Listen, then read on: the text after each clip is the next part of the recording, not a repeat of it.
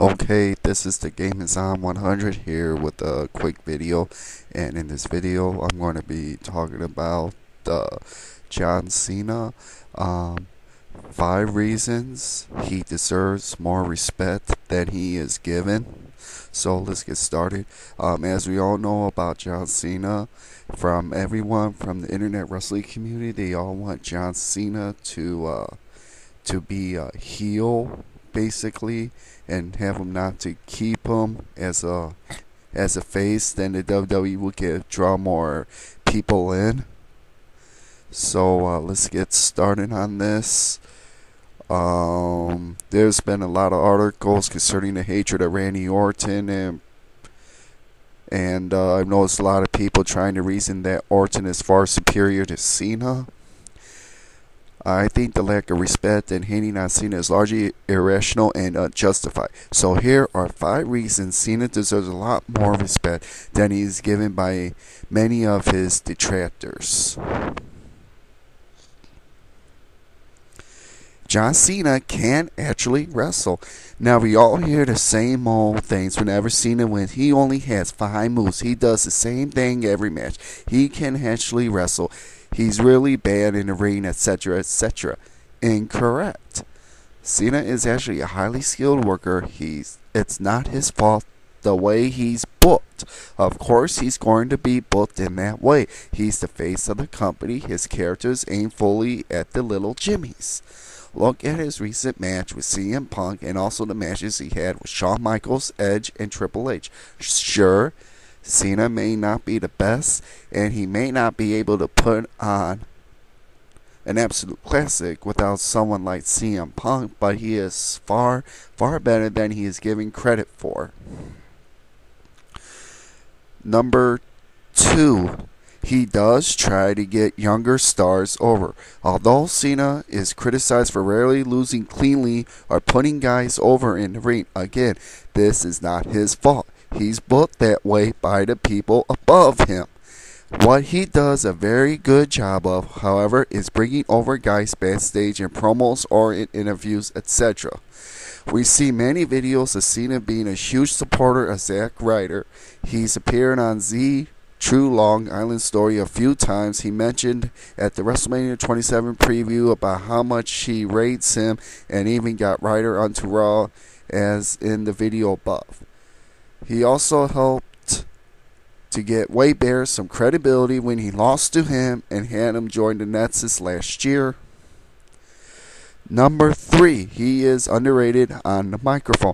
I hear a lot of people say Cena is average at best on the mic. Incorrect. Cena can and does cut very good promos. Sure, he has cut 1 or 2 that were a bit substandard, but then what wrestler can say they never cut one promo that was a bit dodgy? It happens. I watched the Night of Champions 2010 pay-per-view, and Cena cut a highly entertaining promo while being interviewed by Josh Matthews. It prompted me to think afterwards. I really enjoyed his promos. Also, his promos recently during the CM Punk angle had never failed to deliver either. He's earned a lot of respect from his work with Punk recently. It doesn't help that his last 3 feuds have been with Punk, The Miz, and The Rock, who are likely the best 3 mic workers since 2000.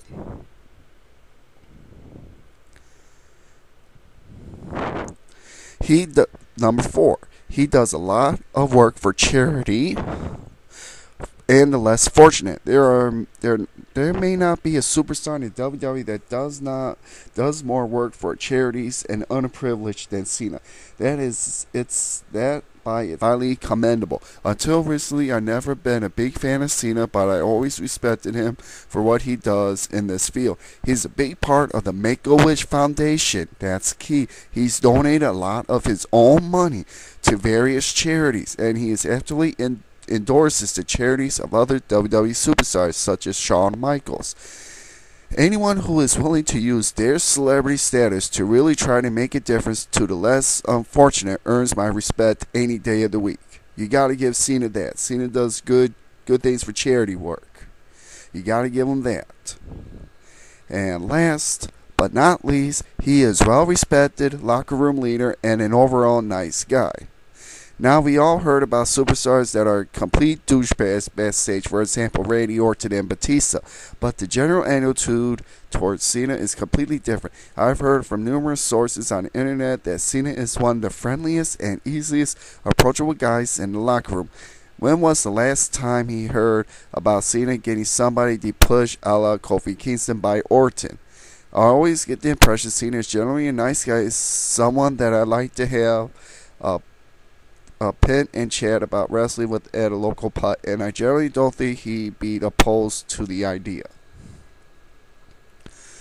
And the conclusion, there are some of the reasons why we all should give John Cena a lot more respect. He gives his all to the business, and a lot of the times to venture outside of the business. So there you go, people. So what do you guys actually think about the 5 reasons that I just said about John Cena? I know all you guys want to have John Cena be a heel, but it's not his decision. Of course it will be his decision. I know that. But it's the WWE booking. You gotta look at that. WWE booked John Cena that way. It's not his fault. It's the WWE's booking that has him do what he does. So there you go. Now, you guys may not like John Cena, what he does in the ring, but if you ever looked at his matches, and he could, when he first made his first debut on WWE on the SmackDown in 2002, it was at the Allstate Arena. I was there at the Allstate Arena when John Cena made his debut, and he took Kurt Angle to the limit. I mean it. He put on a great match with Kurt Angle, a young rookie coming in and have a match against. It's ballsy to have a match against Kurt Angle on your opening night in the WWE that you appear on SmackDown. So John Cena, if you look at that first match that John Cena had with Kurt Angle, you could see that John Cena can actually wrestle.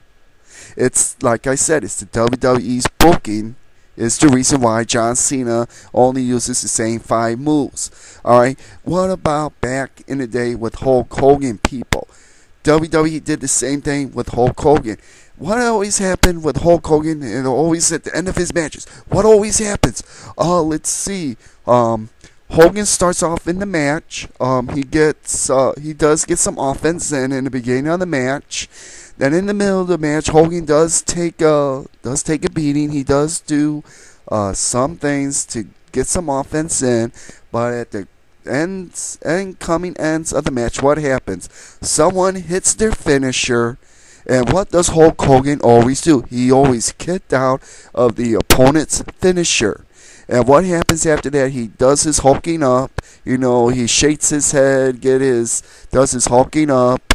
And what usually happens after when he does is he gets on his knees and he looks at his head. The person throws punches at his face. Then he shakes it off.